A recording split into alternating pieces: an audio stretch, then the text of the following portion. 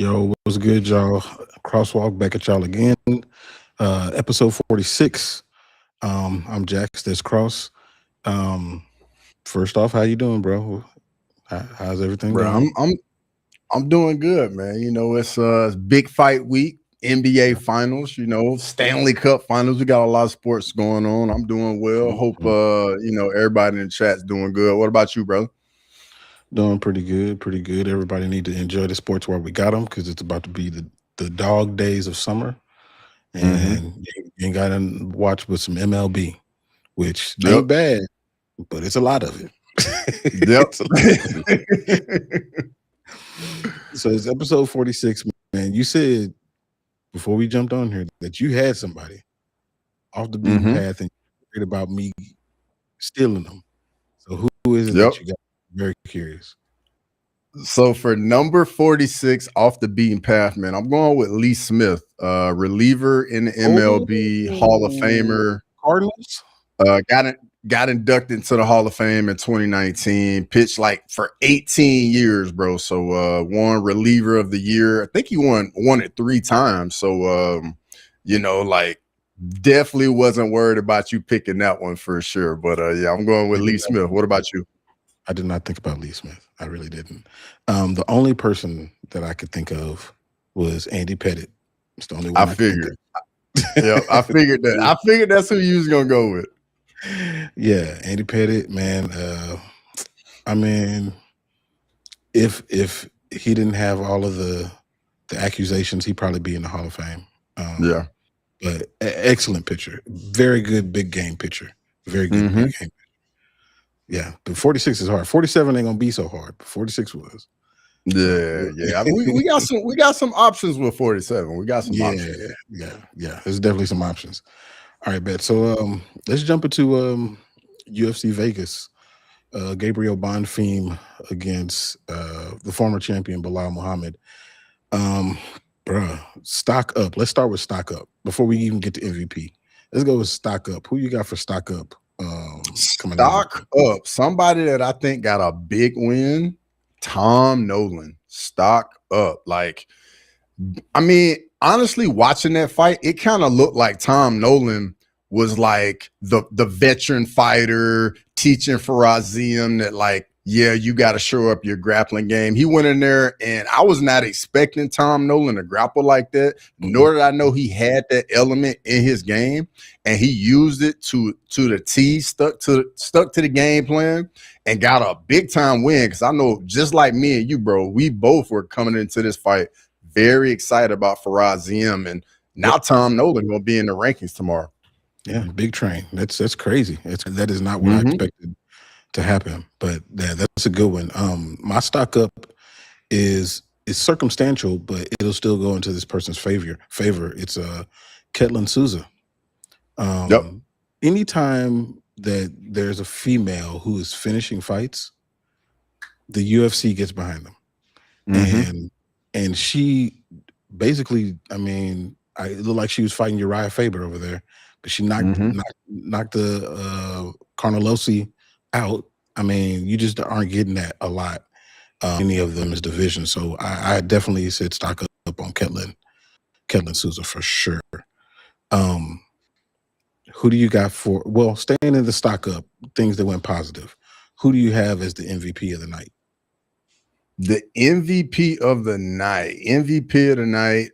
I think I'm gonna go with the obvious choice, man. Gabriel Bonfim, got the biggest win of his career, beating a former champion, 50-45 him on all three judges' scorecards, complete domination, defended the takedowns, just pieced up Belal Muhammad on the feet. And Belal Muhammad was really on the back foot the entire fight, couldn't get anything going at all.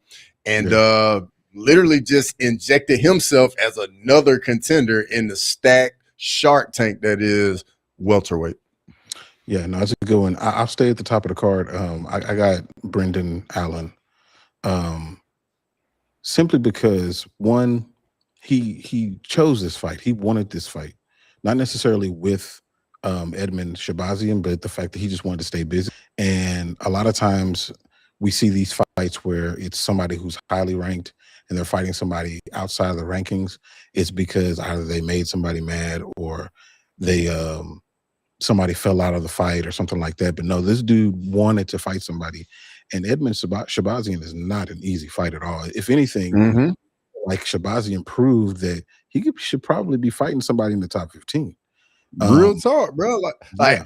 Bro, I was surprised. It was like it was 3 rounds of none. Like, I thought the fight was very competitive. Shabazian was in the fight big time. And honestly, Shabazian shouldn't even be holding his head, man. I thought he fought well. Not at all. Matter of fact, I debated on saying stock up for him because even in that loss, I think he's not too far away. From being up there, but Brendan definitely showed him levels. And Brendan Allen, his striking has come so far from what it was before. And he made a believer of me that he should be fighting up there. I actually thought he was kind of a little bit of a fraud, a little bit. But I mean, he definitely belongs up there, fighting in the upper tier of the division. So I was definitely impressed by him. Who's your stock down on? My stock down, I'm gonna go back to the main event, man. It's Belal Muhammad. Was before he became champion, man. He had that phenomenal run, won all those fights in a row. Now he's lost 3 fights in a row. And I actually saw some online today, somebody talking about the welterweight belt is cursed. Like, when you lose the belt, you kind of like just fall off a cliff. And I mean, you go all the way back to Tyron Woodley. After he lost the belt, just kind of nothing else happened. Belal Muhammad's lost 3 in a row. JDM's lost 2 in a row now. Like the welterweight belt, once you lose it, man, it kind of just gets away from you. And we got these new contenders coming around, and I don't know where Belal goes from here. I mean, I think he's like 37, 38 years old. And I think it's a little late in the game to try and reinvent yourself. So I don't know where Belal goes. That's very true. And I did see that post too about them going on losing streaks. One thing that's in common with all of them, slightly a little different with Leon, but most of them were mid to late 30s. So that's just what it is. It's a young man's game to a certain extent. So stock down for me. This one's kind of tough, but I'm gonna say Jordan Levitt. That's what I'm gonna say, because I feel like Jordan was carving out an interesting little niche for himself, as far as like being the person that gets underestimated but overcomes whatever that obstacle is. If he win the fight, he has a really good showing. At no point in this fight did he look like he was supposed to win anything. To me, he looked like he was very predictable and almost as if he regressed as far as everything. So yeah, stock far down for me for Jordan Levitt for sure. Yeah. Last one. Who do you think is the absolute loser of the card? Absolute loser. Junior Taffa. I think Junior Taffa is going. We're gonna see his name on roster watch tomorrow, saying Junior Taffa is no longer in the UFC, man. First off, him being in there with Ewo, like Ewo might be the most exciting guy at 205 now. Like, for real. Like, this dude goes in there and he does not play around, doesn't waste any time. And now we know he got kicks as well. He got some strong low kicks. And I think he only landed like 2 or 3 and the fight was over. Yeah. Yep, 2 of them. For me, the loser of the card was Belal Muhammad. And a lot of it was based on what you said. Like, he, the streak, the losing streak, the age, the limited skill set in comparison to the other people who are at the top of the welterweight division. Like, he's just in a bad situation. He's in a really bad situation. So yeah. Let me check out the chat real quick. User Hawkmouth said, yo, you see the chat? Yeah, we see it. Kawasaki Knicks to lose 4 straight. Wow. That's a lot. I Yeah. don't know about that one, bro. I don't know Yeah. about that. 4 straight is tough. Shout out to Lazy. Hit the like button. Tyler Betts said he's going to do $100 parlay. It just needed to be plus 100. Ilia, O'Malley, and who would you add on? He was thinking either Ruffy, Hokit, or Lopez. Man, for plus 100 odds, man, I don't think putting Roofy, Hokit, or Lopes on there would make that a plus 100. I think you got to go with one underdog at least. That's what I would think. Yeah. But I would do Hoofy. I think Hoofy gonna be one-way traffic with Chandler. Yeah. I think I agree with that because Hokit could get knocked. He could dominate, but he could also get knocked out. That's always there. And then Lopez, I don't that's know. Garcia, bro. That's a closer fight, dog. That's a closer fight. Bad things can happen either way. Yeah. So I think Ruffy is the best option there. Yeah. All right. So let's talk about some NBA. I know Kawasaki kind of let it off, talking about Knicks winning 4 straight, losing 4 straight, which is nuts. That's a lot. But so you've been live streaming them. You've been watching them. Yep. I've been watching them. What has surprised you about this series so far? Man, a couple of different things. So firstly, Karl Anthony Towns has been getting the better of Victor Wembanyama in the series. He's been winning the matchup. He's been attacking Victor Wembanyama on the defensive end. And then conversely, when the Spurs are on offense, Cat and the other big guy that comes off the bench for the Knicks, man, they just make it tough on Wemby. Like, they pick him up at like the 3-point line, and that's where Wemby gets all his touches. Like, he doesn't get any easy looks. He's trying to beat these guys off the dribble, and that ain't gonna cut it. Like, that is not gonna be where you get it done. Like, you need to catch the ball at like 15 feet, the wing, the elbow. That way you make one dribble, you at 7'4", 7'5", you at the rim, and the whole defense gonna break down, and you can kick it to all these different shooters y'all got. And I just think the Spurs got to figure out a way to get some easy looks, man. It just looks like every trip down offensively for the Spurs, they just can't get any easy shots. And I feel like the Knicks get a lot of wide open threes, guys stepping in the shots, and they've been shooting the ball well. Yeah, man, I was going into the series. One of the things that we talked about before was the fact that even going before into the playoffs, that the weakness of the Spurs is their 3-point shooting. And it's no mystery. It's not rocket science to figure that out. And what the Knicks have been doing is reducing them to being reliant on their 3-point shooting. And it when they've been shooting well, like when Champagny, Vassell, Castle, Wemby to a certain extent, when they've been hitting their outside shots, they've been winning these games. When they've been missing, they've been losing. And they've been missing more than they've been making. And that's just how we've ended up where we are. And then, like you said, Cat has just been way more physical than Wemby. He's be wherever he wants to push Wemby. And, you know, Shaq brought up Wemby being the perfect big man. And I remember sending it to you. I said, nah, he's got one flaw. And that's his weight. Like, he's very, very light. And we're seeing that come to fruition where he's just pushing him wherever you want to push him. The Knicks got to win this game. I mean, not the Knicks, but the Spurs. Got to win tonight is a must win for the Spurs, dog. Must win. Because if they don't win tonight, they're getting swept. Yeah. It's a done deal. It's a done deal. What's good, Grammy? He said Trump about to ruin the vibe for New York. Yeah. We gonna see. We gonna see. I'm talking about the city. I ain't talking about the game. I think the Knicks. Okay, I got you. So let me ask you this: what do you think is gonna be the deciding factor tonight in the game? I think it will come down to how they utilize Wemby, and how well the Spurs are shooting.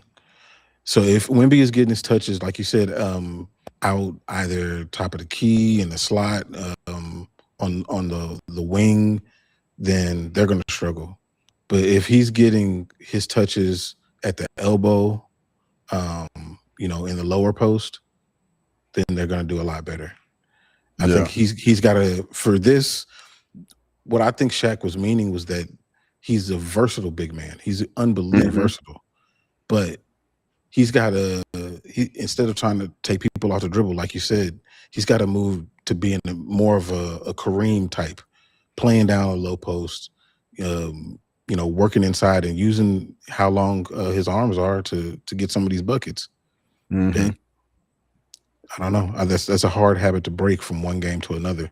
But I think it's going to come down to that. And if Champagny and Vassell and Steph Castle and whomever, De'Aaron Fox, I know he's injured. If they start making their shots, then it's a totally different game. Yeah. But the thing is, man, as you know, man, the role players usually play better at home. So I mean, the Knicks role players have been playing phenomenal the whole series, and I just would imagine we're gonna get more of the same tonight, being at home in Madison Square, and it's gonna be rocking in the Garden tonight too. It's gonna be rocking. Yep, and then you keep in mind that Brunson has had good games. He's been playing bad until the fourth quarter. Yeah. McBride hasn't got off. Clarkson hasn't got off. Shaman hasn't missed a shot in forever. But like the main star of the Knicks, he hasn't had a big game yet. Yeah. He's had moments, but not a big game. Yeah. The two things for me I'm going to be looking out for tonight during the watch along. In the chat, make sure you pull up for the watch along tonight. Yeah. I want to see how aggressive Castle plays early, and I want to see how aggressive Wemby is early. Like, both guys need to come out in attack mode. And they need to be going to the basket, not settling for jumpers, and just playing super aggressive. Yeah, 100%. Lazy asked a question. He said, does Wemby have teammates, or does he just take the court 1-on-5? Because I never hear anything about the others. Well, that's who I was talking about. Yeah, for Fox, real. Fox, Vassell, Castle, Champagny, Johnson off the bench. Like, bro. All of them. And Harper is the one I like Dylan Harper's game a lot, bro. A lot. I like his game. Yeah, 1,000%. I definitely like his game. Big guard, physical. Even at this age, he's only 20 years old. I mean, I don't know who's gonna be better, him or Castle, but luckily they're on the same team, so they don't have to worry about it. Yeah, I think the Spurs run into an issue trying to play Castle on the ball, like being a point, bringing the ball up. Like, to me, that's not his game. He's more like a true wing. And I think Fox would be more like the guy to bring the ball. Him and Harper would be more to the guys to bring the ball up. But I just think Castle need to worry about playing that defense like he always does. And then on the offensive end, don't worry about trying to get everybody involved, man. The Spurs need you to score points. Yeah. Yeah. I definitely agree. So who are you leaning towards the Knicks to win this game? Nah, I want to see a good series. I wholeheartedly want the Spurs to win tonight just so we can get some more games. Because I know if the Knicks win, it's a wrap. Yeah. I'm leaning. I think the Spurs win this game. Just to make it interesting. I think that initially I was thinking that it was going to go six games, and I think I'm still going to lean into that. I think that they flip-flop these next two games, and the Knicks close it out in 6. I don't think the Spurs go out like that. I don't think. I hope not. Yeah. Because the game's been too good for it to only go 4 games. I know. They have been. They really have been. Stephanie said, what's up to you? What's going on, Stephanie? Good to see you, as always. Yeah. All right. So going back to the UFC. I'm pretty sure you saw this. I'm pretty sure all of y'all saw this. Arman Tsarukyan bet $1 million, or at least this is what is rumored or what has been said. He bet $1 million on Justin Gaethje to win in his fight against Ilia Topuria. When you saw that, what were your thoughts? I mean, I saw that what that payout would be. I think he would win like $4 million or something like that. Mm-hmm. Hey, if it ain't tricking if you got it, but I mean, I wouldn't feel too comfortable about that bet, man. But I will tell you this though, like if Gaethje pulls it off, it did make me think about that. For real, bro. Arman Tsarukyan is probably gonna be the biggest fan of Justin Gaethje on Sunday. Yeah, you're gonna bet on him, win some money on him, and then have to go fight him. Exactly. Exactly. Yeah. First of all, when I saw it, the UFC put a policy in place that the fighters aren't supposed to bet on any fights. Yeah, they can't gamble. Yeah, yeah. So what are we doing? He be making some weird decisions, bro. Good point. Good point. Weird decisions. Why would you put that out there like that? It's not smart, man. It's not smart. So I mean, you see Lazy's comment. What did he say? He bet $1 million of his father's money. He immediately said on stream, "If my dad sees this." Well, yeah, we know it's of your father's money. We know that. But yeah, you're not supposed to be doing that. So I don't know what's up with that, but I can understand the bet. If you got it, like you said, if you got it, and I mean, the payout is insane. I would be betting on all big underdogs. I mean, that's what I used to always do. If I saw a big underdog, I'm like, well, I'll bet on it. I'll bet a little bit. I'm expecting them to lose anyway. So what difference does it make? Yeah. I mean, I told the story before, but like I bet on Holly Holm against Ronda Rousey. That was smart. I wouldn't expect. It's funny because people will say it's smart. It was just lucky. Yeah. I didn't think she was going to win either. I was with everybody else. I didn't have some crazy forethought, but I was like, "This is a good return. Might as well try." Yeah, and sure enough. Bro, I know it's somebody out there that bet on Juliana Pena in the first fight against Nunes too. Somebody did. And they made out like a bandit too. Bro, I remember watching the Anderson Silva, Chris Weidman one live, and they showed somebody on there. That was when they first really start showing the Twitter comments on the screen. And it showed that somebody put some money on Weidman, and the rest is history. That person made out a ton of money. But yeah, I don't know if that was the smartest thing for Arman to do. But if he wins, I don't know how that's going to work. I don't know if he's going to get in trouble again. But on the White House card, Freedom 250. Outside of Ilia and Justin Gaethje, what fight are you most excited for? Bro, even including Ilia Justin Gaethje, the fight I'm the most intrigued by is the co-main with Alex Pereira, Ciryl Gane, man. I think, in my opinion, it's going to be I feel like it's the toughest fight on the card to really understand just how it's going to look. Because, I mean, Gane's a striker. Alex is a striker. Alex doesn't really move around a whole lot. He's very planted. He likes to win that lead foot position.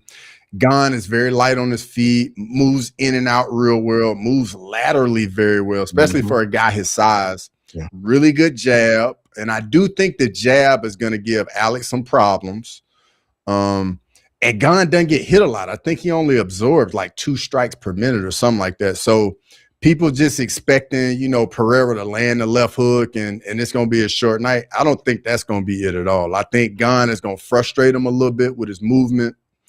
And I don't think Gane is going to have that fear factor for real. Because, I mean, he's been in there with Ngannou, been in there with Aspinall, even though it was just almost a full round. But I don't think he's going to lose the fight before he walks inside the octagon, because I do think some people against Alex, like, they've already lost before they even get in there. True. Don't think that's gonna be gone. Obviously, like, watch your fingers. We don't need any eye pokes in this fight. Also the fouls, man. I feel like Ciryl Gane has like a couple growing strikes, grabs the fence, eye pokes, all of it in all his fights. So hopefully this fight is clean, and I'm expecting it to be a striker's delight. Yeah, man, I agree. And the fear factor, that's a big part of it because of Alex Pereira's aura that he brings brought into middleweight, brought into light heavyweight. It's just heavyweight's just a different place, man. It's a whole different place. And like you said, Gon's been in there with Ngannou, he's been in there with Lewis, he's been in there with Aspinall, Rosenstrike, like people who hit hard. So I don't. Tai Tuivasa is the one that got him. And he still got up and knocked him out. So with a hammer fist to the back of the head too. Don't forget about that now. Hey, if you ain't cheating, you ain't trying. Hey, Grimy know about that. Ain't that right, Grimy? Right on cue. I would say something about cheating, but I'm a Michigan football fan, so mom is the word. Lazy Cyril gonna come out there with double knee pads, D1 gun, shooting blast doubles from across the cage. I don't think he's gonna do any of that. I don't see it either, bro. I think Gunn gonna stay true to himself, bro, and he gonna try and control the pace, control the range, and I think it's gonna take Alex a little bit of time to try and figure out some timing and just the distance. And then on top of it, man, Gunn switches stances so much, and you got a lot to deal with. Yeah. So let me ask you this: when Alex Pereira was fighting Khalil Roundtree, and Khalil was winning those first few rounds, do you see any similarities with the way that Khalil moves to the way that Cyril Gane moves in those first 3 rounds? Not the end, but in the first 3 rounds. So I don't see too many similarities, just because, in my opinion, Khalil Roundtree is much more explosive than Gane. Gane kind of lulls you to sleep with his movement, and then he'll sneak you with a jab, body kick. Whereas Khalil Roundtree, I feel like it's a little more wind up, and he'll just blitz you and throw 2-3 shots, just hooks, and you're just bagging up. So I think the style's a little different, because to me, when I think of Gane, he's more of a point fighter type of striker. Whereas with Khalil, I feel like Khalil's trying to do damage with the leg kicks, with the hooks. He's always trying to hurt you. Whereas Gane's just trying to score, and he's just trying to rack up the significant strikes. Yeah, no, that makes sense. Because what I was thinking of is when Alex Pereira had difficulty, which, is not often, but there's been points that he's had issues. But yeah, Cyril Gane is a different puzzle. I am interested to see how that turns out. Moving on the card, one of the fights that I don't think people are really talking about at all is the Diego Lopez and Steve Garcia fight. I don't people are talking about that fight enough. It's a big opportunity for Steve Garcia. And I think somebody getting knocked out in that one. Yeah, I think so. And I'm curious. I mean, Diego, he's coming off that win against another unbelievably dangerous competitor. Is he, rolling the dice too many times? But I don't know. Well, I mean, in that fight, Diego Lopez coming off the loss to vote, but before that, he beat Gene Silva. The matchup with Steve Garcia is a little different. I mean, Garcia's going to have a 2-inch reach advantage, somebody his same size. I think that's going to be a little different element, because Diego Lopez gets hit a lot. Got a really good chin, but he gets hit a lot. And Steve Garcia got dynamite in his hands at featherweight, bro. He's got 19 wins, 15 by KO. So Diego Lopez can't be eating shots from Garcia straight up. Yeah. Vincent says Steve gonna get shredded. I don't know. Maybe. I don't know, Vincent. Maybe. I don't know. Steve Garcia is good, man. He is good. Tyler Best said the favorites are gonna sweep. Maybe. I know Bo I can Nichols. see it happening. I can see it happening. That wouldn't surprise me, honestly. Yeah. Let's see. The favorites would be Ilia Topuria. Cyril Gane's a favorite, isn't he? I think that fight might even be a pick 'em. I think it might be a pick. Like it's so close. Like on Bet Online, it's a pick 'em. DraftKings, Cyril Gane's a -115. Alex is a -105. FanDuel's a pick 'em. And CloudBet, Gane's a -117, and Alex is a -109. So it's basically a pick 'em fight. Yeah, it's a pick 'em. Let's see, Sean should be favorite. I would think Hokit is favorite. Yep. Rufy is favorite. Bo Nickel definitely. Is Diego Lopez the favorite? Yeah, Diego Lopez is the favorite in that one. Yeah. Yeah. Favorites might sweep. You're right. I think that Derek Lewis can throw a monkey wrench in that if he remembers who he is. But to Josh Hokit's point that he's been saying when he's been like a normal person in some of these interviews, Derek Lewis gives up on himself. He does. He does it a lot. Because I'm sorry, bro. Like Derek Lewis has gotten finished a few times, and it literally just looked like he was like, "Nah, I don't want to do this no more." Like the Tai Tuivasa finish, bro. Can't nobody tell me that was legit, bro. Can't nobody convince me, dog. That looked so fake. And then it was even the a couple Pavlovich more. one. The Pavlovich one, that one didn't look like he was that hurt either. Yeah, the Pavlovich one too. Yeah. So I mean, he does. He will give up on himself. Yeah. So Hokit is right on that, and Hokit's not going to give up on himself. I'll tell you that. True. Lazy Bed that said that Kyle Dawkins is the most live dog on the card. No.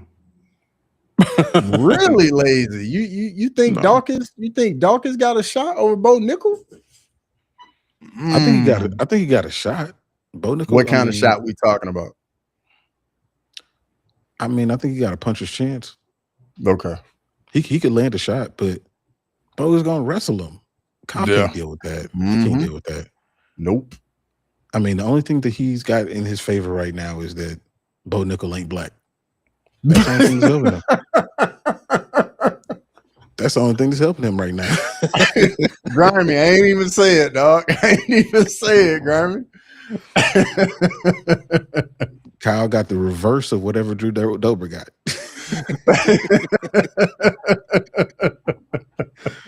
Yeah, he's got a problem, man. He got a problem, but nah, man. I think Bo got that. Anything? What are else you? Go ahead. I was just gonna ask real quick. What are you expecting in Mauricio Hoofy, Michael Chandler? I expect to see a shell of Michael Chandler. Yeah, same, bro. Same. I think Hoofy gonna slime Chandler up out of there, dog. It's gonna be bad. It's gonna look worse than the Patty Pimblett situation. It's gonna be bad. It's gonna be bad. And Michael Chandler will continue down his path to Tony Ferguson. Yeah. Lazy Bear said, I'm not convinced in Bo at all. Dawkins front chokes on money. I'm not convinced that Bo is like, a top tier middleweight. Not at all. Man, matter of fact, I think Edmund Shabazian beats him. I think he beats him. Bro, Edmund Shabazian can't wrestle at all, dog. He can't wrestle at all. He can wrestle enough. I think he can wrestle enough. I don't know, dog. All he got to do I don't know. is Bo thinking that he can strike with him, and then he can knock out. I think Edmund can beat him. I think Lazy. I think Lazy's saying that because Bo went to Penn State, man, and he's an Ohio State guy. I think that's what that is from Lazy. I see what's going on, Lazy. I see Vincent said that Rufy about to tear Chandler to pieces. Oh yeah, 100%. 100% with style points. And it's funny that Rufy he's fighting back, even though Michael Chandler has the bigger name. Rufy is the one that's ranked higher. He's gonna walk out last, so that part is interesting as well. That is an interesting dynamic. But I will say this, though. If he gets like an exciting KO over Chandler, I think he can definitely use it as a springboard. Yeah. Yeah. 1000%. So have you heard about the lawsuit against the event? I did, about the White House. Yeah, about the UFC fight. I did hear about the lawsuit. Yeah. Yeah. I'm curious. I mean, I don't think that that's going to stop it from happening or anything like that. But it would be funny if it did. It'd be funny. Yeah, it would be. Bro, what else was funny is like last week they were saying that like it was like a 40% chance of rain. It's supposed to be 90 degrees. You got the book. So I feel like something's gonna pop up that was like unforeseen, that nobody really thought about, and it's gonna be an issue, and it's gonna be something for the fighters gonna have to deal with. It could be the humidity at night. Who knows? Bugs. Mm-hmm. Tyler Bitts said Ilia KO, Hoka KO, Rufy KO plus 292. I like that one. Yeah, that's some good action right there. Yeah, Vincent said Bo's style is so ass, bro. Bo's stand up was so horrendous that I don't know how you can change it. Like, bro needs to change his posture, and you can't do much about that. That's true. His stand up is not progressing. He's got power, but what difference does that make if you can't set it up? So, yeah. And it looks like he doesn't really want to like cross the void. Like he wants to stay at kicking range and then like maybe wrestle outside of that. But it's not looking like he's trying to like throw hands for real. Grimy. Hopefully Trump has a heat stroke. I don't think that he's gonna be sitting out there in the heat. I don't think he's gonna be out there. That dude about to be 80 years old. Nah, he ain't gonna be out there. 80 on Sunday. Yeah, nah, he's not gonna be out there like that. The whole thing is gonna be interesting on how it pans out, and they deal with all the foolishness of having this outside. Like they're having a picnic or something. It's weird, but we'll see. Bro, what if we get like some I don't know, like some protesters or demonstrators that like try and rush the White House, and then like Secret Service out there tackling motherfuckers on the South Lawn. Bro, I can only imagine, man. Can only imagine how crazy that would be. They're doing something very dangerous right now. Very dangerous.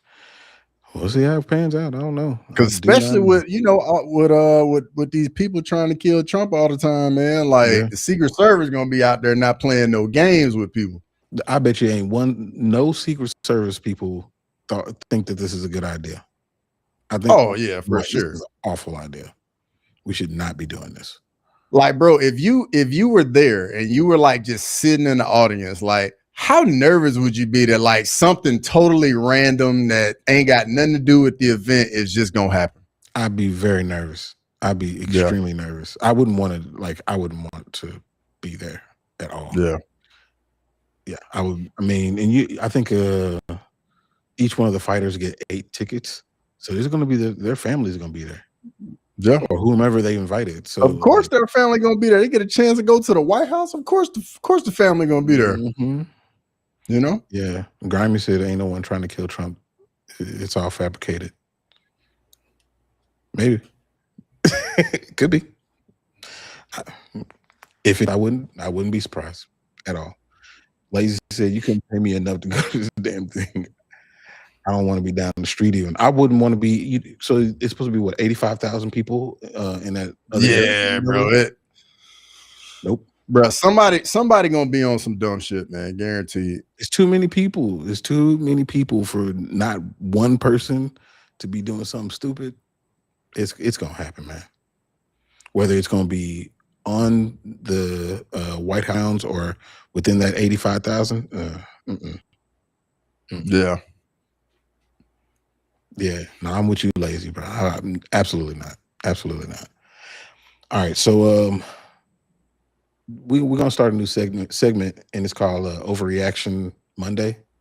So I got some stuff, man. You're gonna let me know whether that's an overreaction and I'll chime into whether it's an overreaction or it's possible. Spot on. Okay. All right, so here's one. The Spurs don't win another game this season.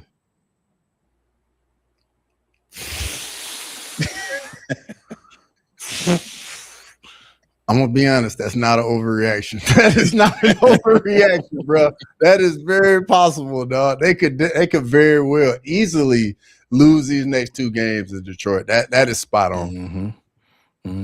Yeah. When I came up with that, when I was like, man, do I believe that? Even though I think that the Spurs were going to win today, I think that's not an overreaction at all. I think it possibly could happen. The way that things have been going, because the Knicks are just better in close games. Yep. And that's experience. It's experience all the way around, from not just the players, but the coach. So Brad, don't even do it, man. Don't give him any mind. Grimy gonna be grimy. Grimy crazy. All right. All right. The next overreaction. Karl Anthony Towns will end up with a better career than Anthony Davis. That's an overreaction. I mean, maybe. I mean, he definitely gonna be more available than AD. I mean, he's definitely gonna play more, gonna get more attempts, all that. But as far as like talent and ability, nah, AD is the superior player. It's just because AD just can't stay healthy. Because of the defense? The defense, and I don't think Karl Anthony Towns offensively gives you much that you would be like, yeah, I would take that over AD. Yeah, probably so. It's more interesting than a lot of people think. So Karl Anthony Towns is 3 years younger than Anthony Davis. Karl Anthony Towns has, let me see, he's been All NBA 3 times. Anthony Davis has been All NBA 5 times. If Karl Anthony Towns wins this chip, he'll have a chip. Obviously, Anthony Davis has one in 2020. The bubble. Yeah, the difference is Anthony Davis is a 5-time All NBA all defense participant, 3-time block leader. Karl has none of that. Yeah. I don't see Karl Anthony Towns going down as being a better player than AD. Vince, you said easy. Wait, are you saying easy cat could be considered better than Anthony Davis? Curious about that. I think he was talking about the point before that. Okay. I could be wrong though. Could be. All right. Here's another one. Gabriel Bonfim will fight for a championship within the next year. Within the next 12 months? Hold on. Let me pull these rankings up real quick. I gotta see where he's gonna be, because I mean he's gonna be kind of high. Let's see. So Belal was 5, so Bonfim is gonna be right at 5. JDM just lost. Man, honestly, it very well could happen. I think it's just going to be about the matchups. But if I had to say, in the next 12 months, I'm going to say that's an overreaction. I don't think he gets a title fight in the next 12 months. Yeah, I think it'll be a timing situation. Now, if he goes, let's say he does fight Jack. They say he fights Jack in October. Beats Jack. That will give him 2 top wins. And then the rest of it, I think it'll boil down to how active Islam or whomever the champion is. Yeah, see, that would be the thing. Like, I wouldn't see him, even if he beats Jack in October, I wouldn't see him fighting again before the end of the year. But if we're talking about all the way to next summer, then it's a possibility. But at the same time, we got to see what happens with Prates and Morales. I got a feeling they probably gonna match them up and then have Islam against Ian Gary. If they do that, I think it's even easier for Bonfim to get a title shot. Because if you do Carlos Prates against Morales, whoever loses now they're a win away. Like they've gone backwards in the ranking, or in the list. Then if Bonfim fights the loser of that after beating maybe JDM, you have to put him in there then. Yeah, because JDM might be out. JDM might be out for a while though because he took a beating against Carlos Prates, bro. Like JDM might be out for a while. Like I honestly, they might even put Bonfim in there against Morales, and then put Prates on ice or something like that. I don't know, man, because this division is stacked. Because there's a dark horse in the division that nobody's talking about, and he looked Yaroslav. Really good. Yaroslav, bro, dark horse of the division, bro. He looks like a whole problem, bro. How did Jason Jackson beat that dude? Bro, he caught him. He caught him and he hurt him, and then he just finished him. But bro, that grappling, what I saw in his last fight against Alvarez, bro, he gonna be a problem at welterweight, dog. Big problem. Yeah. Tyler Betts is calling for Bonfim against Brady. Oh, I like that. I like that, Tyler Betts. That's a real good matchup. I like that a lot. Yeah. Nah, Brady versus Belal. I don't think Brady want to fight Belal at this point. Yeah, I don't think Brady will take that. Yeah. I saw Shavkat doing some exercises, but I didn't see him actually training. Yeah, it looked like rehab to me. That didn't look like training. That looked like rehab. Yeah, man, that dude there, boy, he's cursed. Mm-hmm. All right. I got another one. Last one. If Sean O'Malley beats Ayman Sahabi, his next fight will be for a belt. Let me look at these bantamweight rankings again. If he beats Zahabi, man, probably so. You know what? I'm gonna say it's an overreaction just because I think the last title shot he got was kind of a gift, and I don't think they're gonna gift wrap him another title shot, especially with Umar has who is he fighting? Oh, David Martinez. So I think if Umar beats David Martinez in Abu Dhabi, I think Umar is probably gonna be in line instead of O'Malley. Could be true. But you see these rumors in the chat? You seeing these rumors? Yeah. Amosov against Brady. I'm here for that. Sign me up. That's a fight. Sign me up, boy. I'm here for that. That one's a good one. That's a good one. I want to see that. I hope that's the case. Bro, the grappling scrambles in that would be so much fun. Crazy. Would be crazy. And whoever wins that fight, man, that's a little springboard. Because everybody knows how their grappling is going to be. So, yeah, I like that fight. Yeah, that's a really good one. I hope they make that for real. On the Sean O'Malley, Ayman Sahabi thing, I think that if Sean wins, it really kind of depends on how he wins. If he goes in there and knocks that dude out on this Freedom 250 card, dude, they're going. And if Peter Yan wins against what you call it, Marab, bruh, they making the rematch. I can see that.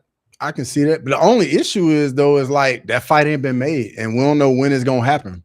Because I mean, this time of year, like we got some big names that's got to fight. Islam Makhachev got to fight. Yeah.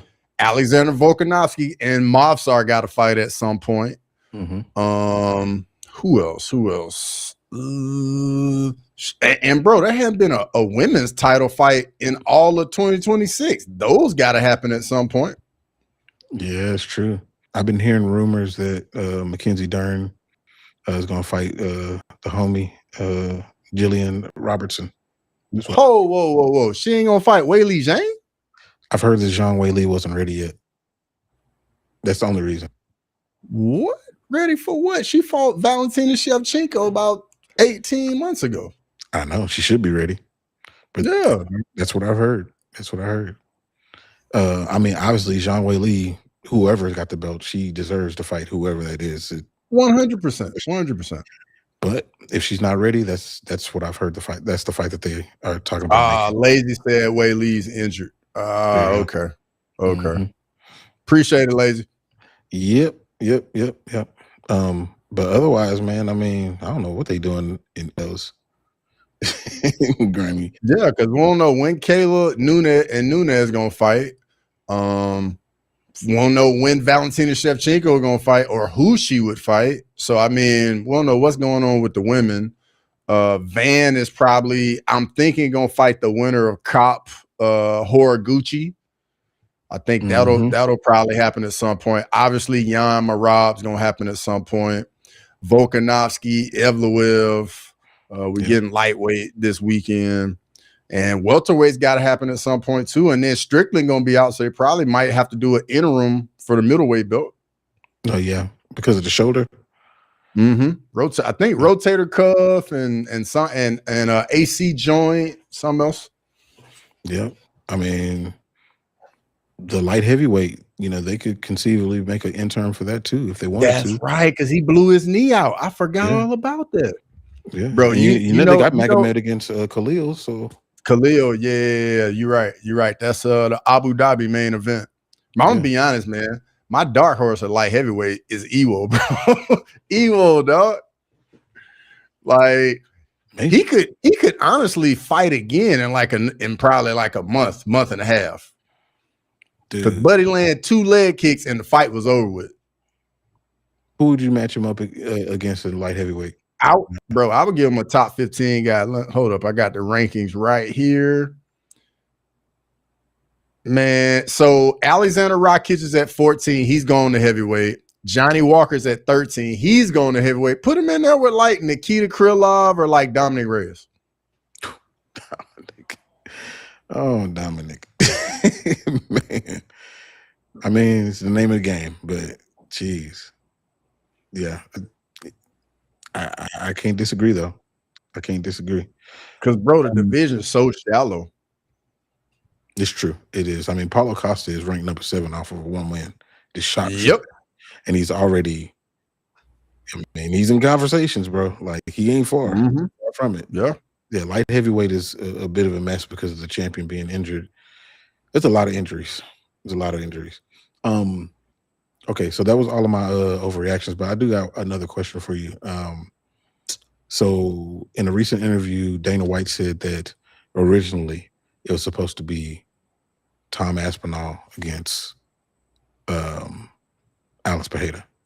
As an Alex Pereira fan, which one of these fights would you have preferred? The one that's happening or that one? If I'm being honest, bro, like with all this history on the line, put him in there with Aspinall, man. Like I'm one of those people, man. I like to see people go for greatness and go for like things that haven't been accomplished before. And you put him in there for a potentially undisputed belt, I say do it, man. Like if you got the guts and the stones to like try and do something that hadn't been done, man, I'm all for it. All for it. Yeah, no, I agree. I think the Aspinall one won't have the asterisk of it being an interim. So yeah, that would have been the one. Massive accomplishment if he were to do this one. I mean, both of them are big accomplishments. Obviously, it's never been done before, but the Aspinall would make it clear cut for sure. Vincent said time will get slimed out. I don't think so.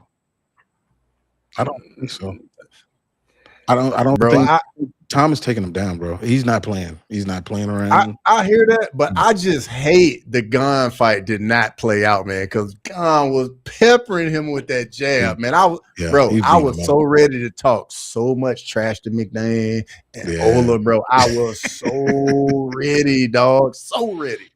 Yeah. Yeah. I mean, it was going that way, man. I was gonna be so excited about that if he won. But you know, it happened the way that it happened. Yeah. Last question. And you know what? Well, okay. I'm curious who's everybody's GOAT? Y'all just throw the names in the chat. Who's your GOAT? Right now for me, mine is John Jones. Yours is John Jones. Okay. I'm curious what everybody's gonna say because I got a follow-up question to this. Let me see what everybody says. Let's see. Vincent said that the Gon fight said a lot. Absolutely did. Even the little bit of time that it was, but bro, Gon was peppering him with that jab, man. Yeah, he couldn't figure it out. Just eating them too, like Skittles, just eating them. Chris Cushman, Cushman wins. Boy said Dan Henderson. I mean, I'm not saying Dan Henderson ain't great because he is. H-bomb. I mean, that right hand. I mean, he knocked out Fedor. Yeah, bro, with the quickness too, like just right under the armpit, just caught him slipping, bro. It was over with. After he got hurt, yeah, real talk. And the Dan Henderson Shogun Hua fight, phenomenal. Love that fight, dog. Absolutely love that fight. Yeah, for sure. All right, so Vincent said Ilia Topuria.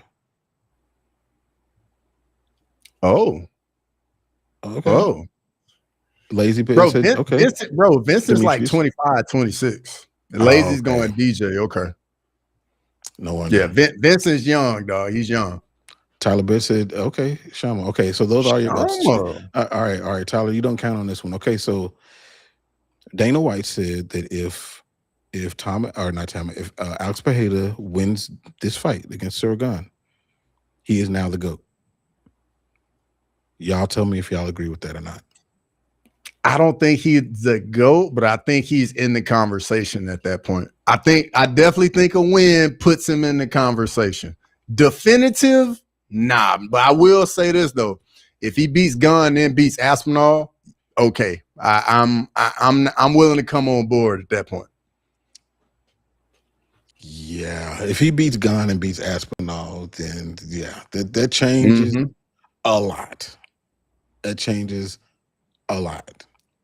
But if he just beats Cyril Gane, no. He's still I think if he beats Gunn, he's in the neighborhood. But I ain't ready to just crown him just yet. And I'll put a little twist on it. If Ilia Topuria wins, bro, he in the neighborhood too already. They in the same proximity.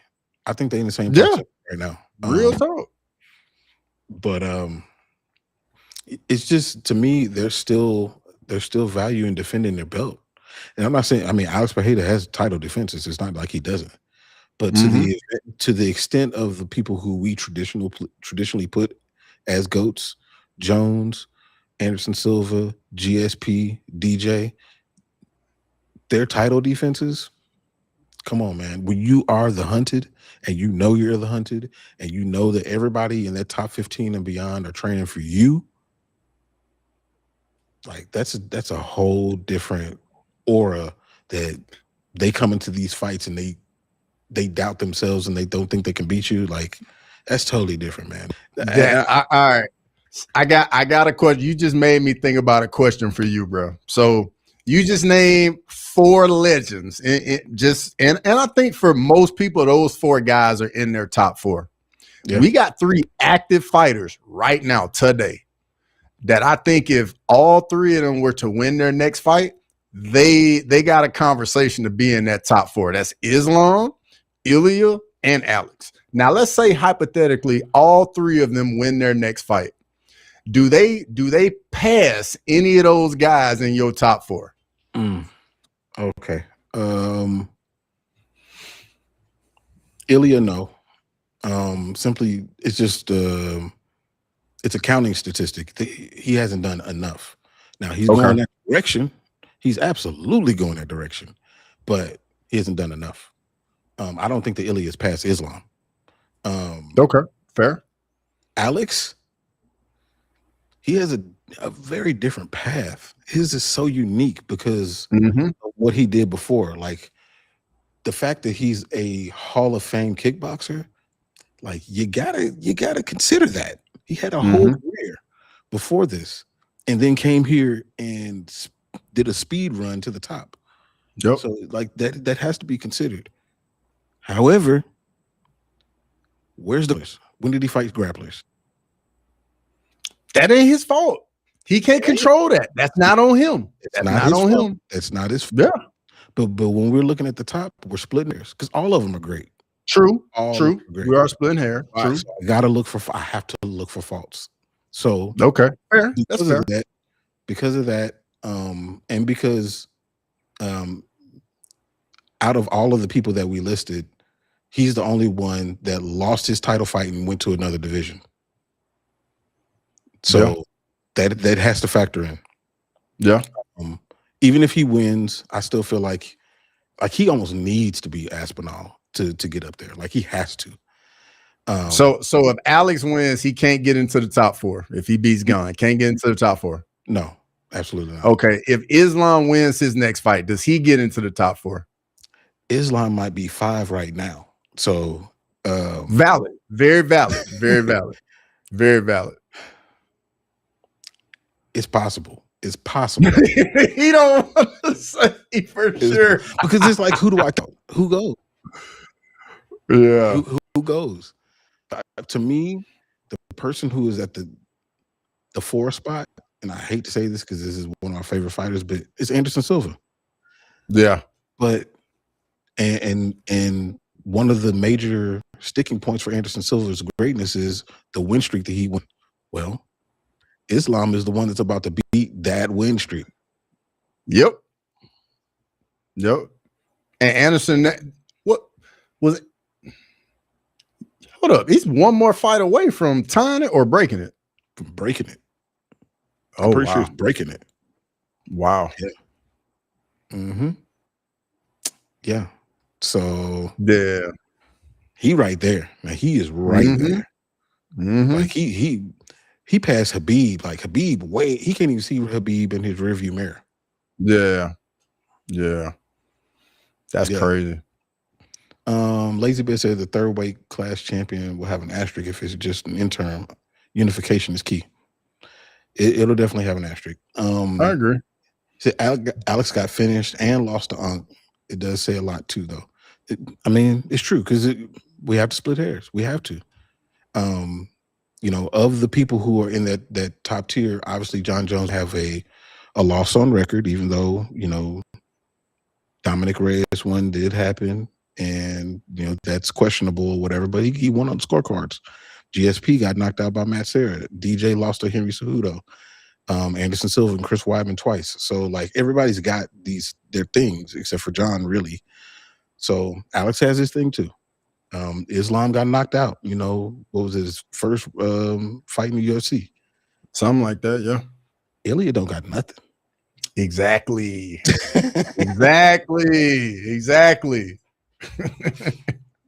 Yeah.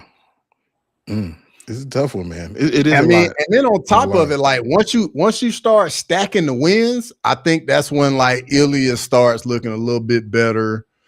Just like, and when I say stacking the wins, I mean the quality of the wins. Yeah.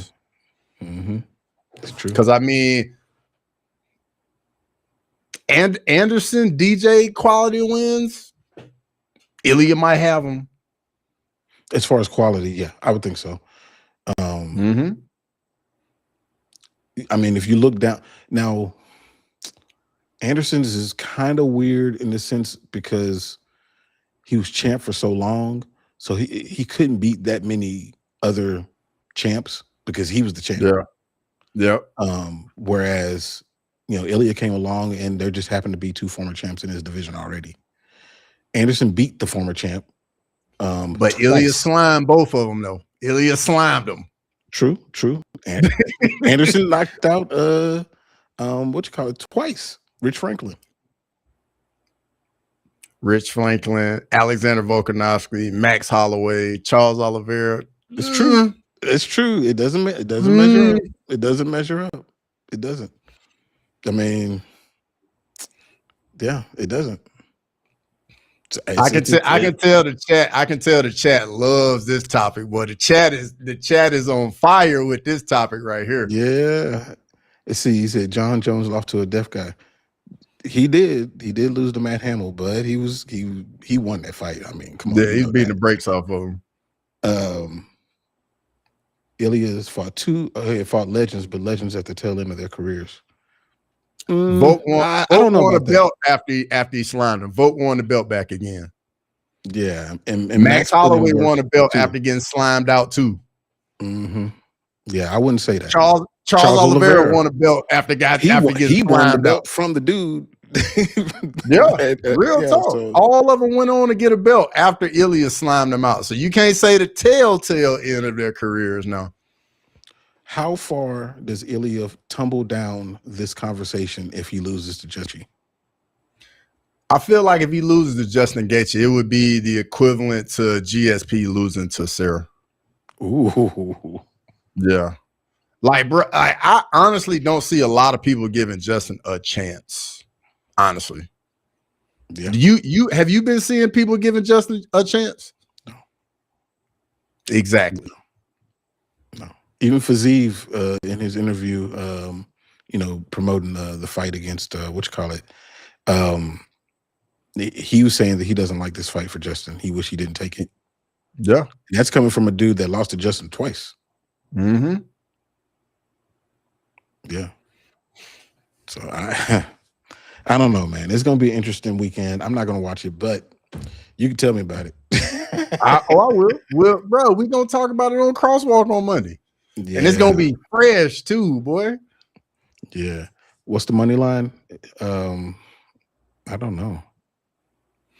Do you have the odds up still? For what?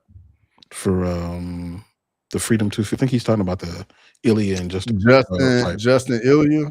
Mm-hmm. Ilia's on Bet Online. Ilia's a minus 550. DraftKings minus 535. FanDuel a minus 670, and CloudBet minus 617. Yeah, I see why people are betting on Justin. Yeah. Might as well. I might put $10 on him just cause. Mm-hmm. Yeah. Protez wants Ilia if he moves up again. Protez beat the crap out of Ilia, bro. Nah, Ilia ain't moving up to fight Protez. No, he ain't moving. Protez way too big. Protez beat the crap out that boy. Yeah, he too big for Ilia, man. That wouldn't even be fair. Okay, before I get off of here, last question. Since we talking about this, if Ilia drops the belt, wins this weekend, drops the belt, and says, I want to go up to welterweight, and let's say that Islam, he's going up to fight Islam, right? And based on what you just said about Protez, right? What we talked about, how much credit would you give Ilia if he were to beat, whomever has the belt? If we also know that these different matches, he's going to be, he's probably going to lose. Like, are you giving Ilia, because it's almost like a pick and choose situation? If he goes up to fight Islam, I think it's different just because he's been calling to fight Islam for over a year. Like he has been wanting to fight Islam. If he goes up to fight Islam and that's the fight he gets, I look at that totally different just because he's been wanting to fight, and he moved up to Islam's weight class and then Islam moved up. So I look at that a little differently. But I definitely don't think he should go up there and fight somebody like Morales or Protez. They're just way too big. Way too big. I hope that's what happens. Just to make it interesting. Yeah, Vincent, that's where it gets dicey. 100%. Yeah, 100%. Cool. All right. But yeah, before we jump out of here, I know you're gonna be streaming tonight, game 3. Yep. The Knicks at home, the president in the building for whatever that's worth. But yeah. So also on stream, you're gonna stream all the games. So I'm definitely streaming all the games for the finals, 100%. Cool. All right, y'all. Until next time, hey, make sure on next Monday y'all invite somebody to come to the show. Come jump in with us, because the more the merrier for sure. Absolutely. Till time, we will holler at y'all boys. Peace. Thanks for watching Crosswalk. Come back next Monday to chop it up. So please,